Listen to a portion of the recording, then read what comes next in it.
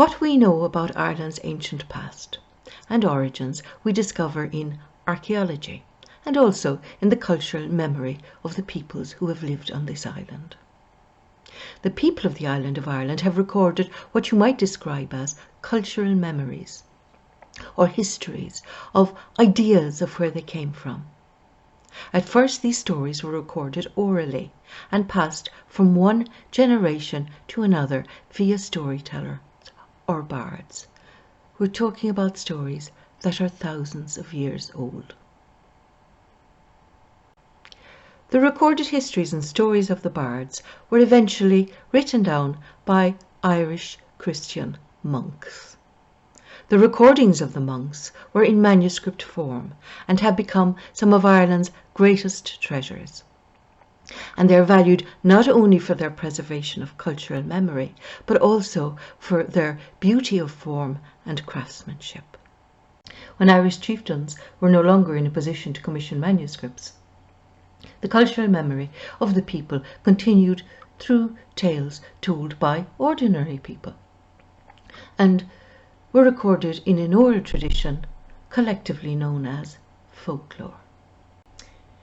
In summary, stories and legends, a cultural memory once held and passed on by professional narrators in the pre-Christian Ireland, were written down by Christian monks in the medieval period and continued after the decline of Gaelic Ireland, recorded as folklore among the people. This is how the long cultural memory of Ireland has been preserved.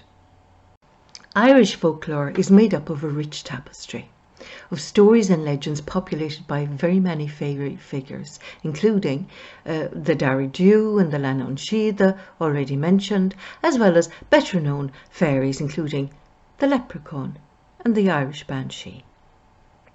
All of these Irish fairies then have origin in ancient Irish texts and stories. One example of these ancient texts is the Laur Gabála Éireann. It's an 11th century book, and the English title for it would be the Book of the Taking of Ireland. It's also called the Book of Conquest or the Book of Invasions.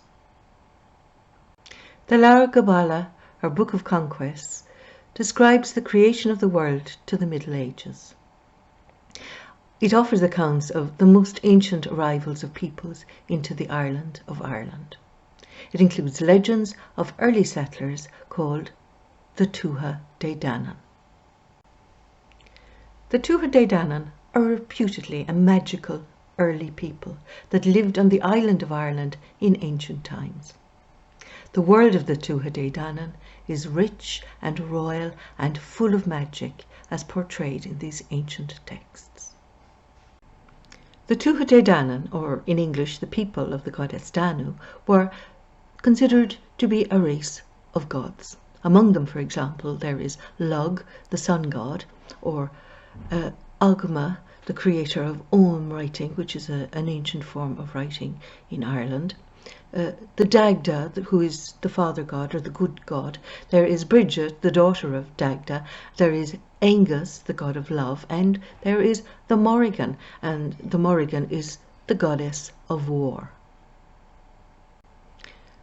The Tuatha Dé Danann are traditionally held to be the original Irish fairies.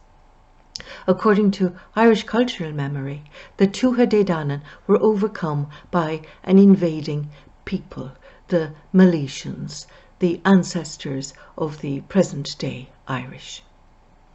The Tuatha Dé Danann apparently, according to the legends, withdrew to the hills and became known as the Éisíoda, or the people of the fairy mound. And then their name was shortened to She, the Irish word she, which means fairy. We can see then that the Tuatha Dé Danann, according to Irish cultural memory, are the good people or Irish fairies.